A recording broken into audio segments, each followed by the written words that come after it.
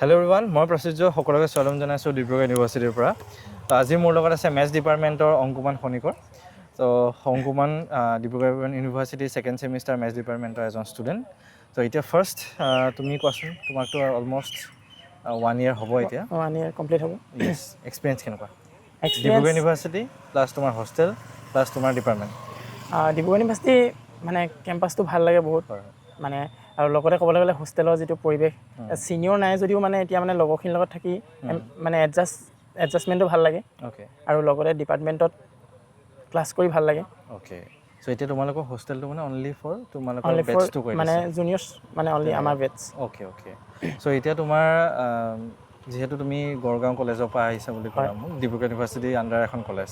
তুমি ডিব্ৰুগড় ইউনিভাৰ্চিটিৰ লগত আৰু বেলেগ ইউনিভাৰ্চিটি এণ্ট্ৰেঞ্চ দিছিলা নেকি? মই দিছিলোঁ, গুৱাহাটী দিছিলোঁ, আপোনাৰ CUT দিছিলোঁ, IIT JEM দিছিলোঁ। অ'কে। বাকী পাইছিলানে? IIT JEMত মই ৰেংক পাইছিলোঁ, খালি ৰেংকটো অলপ কম আছিল, লো আছিলে। CUTত পাইছিলোঁ, খালি CUTত যাব মন নগ'ল, ডিব্ৰুগড় ইউনিভাৰ্চিটিত পাই গ'লোঁ ওচৰতে। Okay okay, perfect. চ' এতিয়া আমি যদি ডাইৰেক্ট ইয়াতে হওঁ ডিব্ৰুগড় ইউনিভাৰ্চিটি এণ্ট্ৰেঞ্চত, তো কেনেকৈ তুমি প্ৰিপেয়াৰ কৰিছিলা?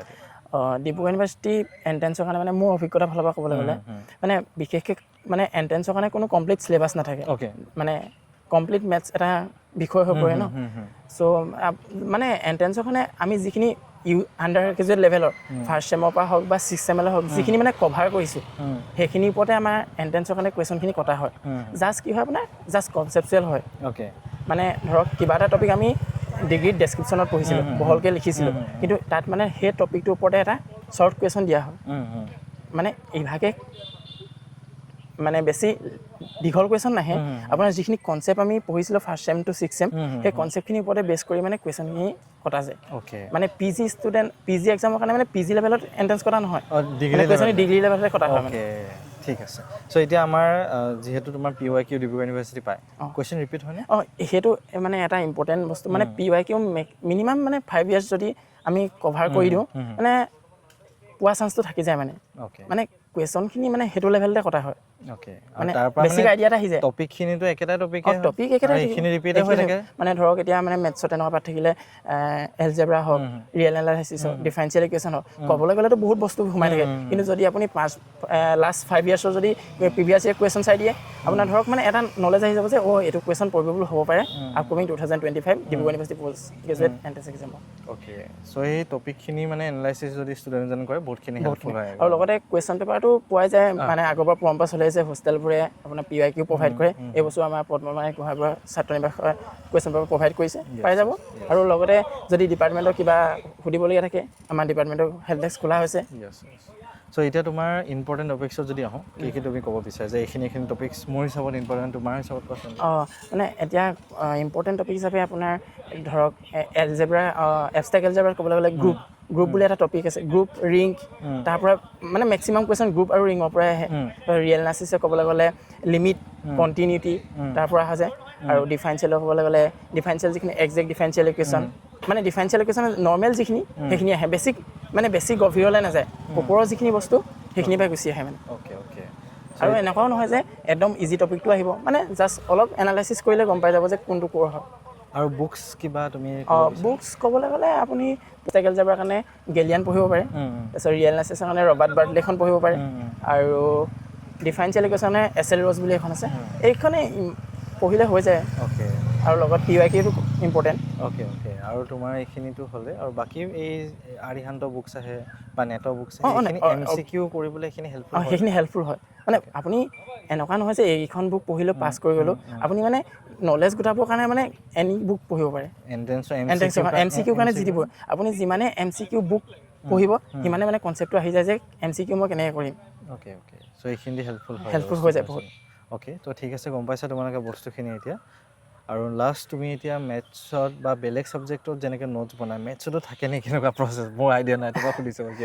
মেথছত নোটছ মানে তেনেকুৱা ধৰক বেলেগ ছাবজেক্টত ধৰিবলৈ গ'লে যিটো মানে নোটছ থাকে, এক্সামৰ 10 দিনৰ আগত চাব পৰাকৈ কি প্ৰচেছ? মেথছত মানে আপোনাৰ কি হয়, ধৰক এটা টপিক প্ৰথম আমাক যেতিয়া পঢ়োৱা হয়, আমি টপিকটোৰ ওপৰত বুজি লওঁ ন যে আমুকটো বস্তু আছে, কিন্তু বেলেগ এটা ছাবজেক্ট হ'লে আমি সেই টপিকটোৰ ওপৰত লিখিবলগীয়া হয় যে কি হয়।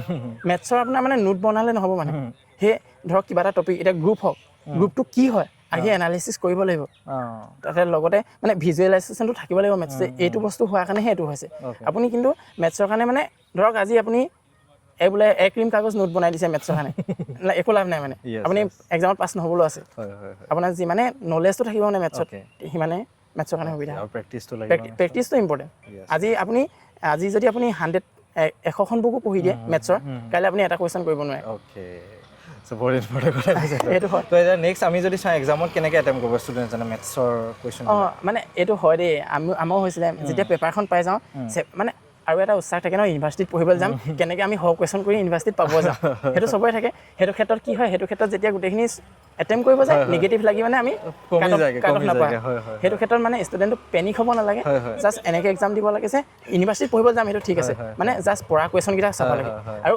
এনেকুৱাও নহয় যে আমি যিমানটা কুৱেশ্যন আহে সিমানটা এটেম্প কৰিব পাৰিম ইমানো লেভেল মানে ইজি নহয় কনফিডেণ্ট নহয় মানে সেইকাৰণে ফাৰ্ষ্ট ট্ৰাই কৰিব লাগে যিকেইটা কনফিডেণ্ট ধৰক বোলে এইটো পাৰিমে হয় এইটো এনচাৰ সেইকেইটা ট্ৰাই কৰিব লাগে আৰু মিনিমাম 50টা কৰিলে বোলে তাৰপিছত আমাৰ এনেকুৱা এটা ফিল হৈ যায় 50টা কৰিলোঁ 50ত পাম জানো সেইটো বস্তু আহি যায় আৰু লগতে আমি 20টা এক্সট্ৰা কৰি দিওঁ সেই 20টা নকৰিব লাগে মাইনাছ গুচি যায় কিন্তু যদি আপুনি 50টাতে ৰখি দিয়ে আপোনাৰ পোৱা চান্স থাকি যায় কিন্তু এক্সট্ৰা 20 এড কৰিলে আপুনি চিট নাপাবলৈ আছে মানে একদম কনফাৰ্মটো যিটো আছে সেইটোত মানে আমি বহাব লাগিব আৰু যদি যিকেইটা কনফাৰ্ম নাই অলপমান চাব লাগে আৰু অপশ্যনকেইটাৰ লগত তাৰপিছত বহাব লাগে তো এতিয়া লাষ্ট তুমি ষ্টুডেণ্টসকলক কি ক'ব বিচাৰিছে এতিয়া ক'বলৈ গ'লে যিহেতু এতিয়া সময় আছে 2 মাহ মে' মাহটোত চবৰে পৰীক্ষা শেষ হৈ যাব জুন মাহটো আছে মানে এমাহ তোমালোকৰ হাতত বহুত আছে তোমালোকে এমাহ যদি PYQ লগতে যিখিনি ফাৰ্ষ্ট ছেমৰ পৰা 6th ছেমলৈকে পঢ়িছিলা ইউজিত সেইখিনি যদি কমপ্লিট এবাৰ ওপৰৰ পৰা চিলেবাছখন কভাৰ কৰি দিয়া Dibrugarh university post graduate entrance এক্সামৰ কাৰণে তোমালোকৰ সুবিধা হ'ব আৰু ইমানো ভয় কৰিবলগীয়া একো নাই জাষ্ট এটা নৰ্মেল এক্সাম হয় মানে বেছিক বস্তুখিনি যিখিনি পঢ়িছিলে সেইখিনি আহিব আৰু ভালকৈ কৰিলে পাৰি যাবা আৰু খালি জোখতকৈ বেছি নিগেটিভ এটেম্প নকৰিবা থেংক ইউ অংকুমান ভিডিঅ'টোৰ বাবে আৰু সকলো ষ্টুডেণ্টে বস্তুখিনি ক্লিয়াৰ হ'ল আৰু যিখিনি তুমি ক'লা PYQ বা গ্ৰুপ যিখিনি আছে ডেছক্ৰিপশ্যনত মই লিংকটো দি দিম তোমালোকে তাৰ পৰা জইন হৈ ল'ব পাৰিবা কিবা যদি সুধিব লগা থাকে অংকুমানত আছে গাইড কৰিব তোমালোকক আৰু বেছিকৈ খালি মে' মাহটো ভালকৈ তোমালোকৰ এক্সামখিনি ক্লিয়াৰ কৰি লওঁ জুন মাহটো ভালকৈ লাগা জুলাইত এণ্ট্ৰেন্স দি দিয়া 7 আৰু 8 তাৰিখে আমাৰ ডিব্ৰুগড় ইউনিভাৰ্চিটি এণ্ট্ৰেন্সসমূহ আছে তোমালোকৰ ঠিক আছে সকলোকে ধন্যবাদ ভিডিঅ'টো চোৱাৰ বাবে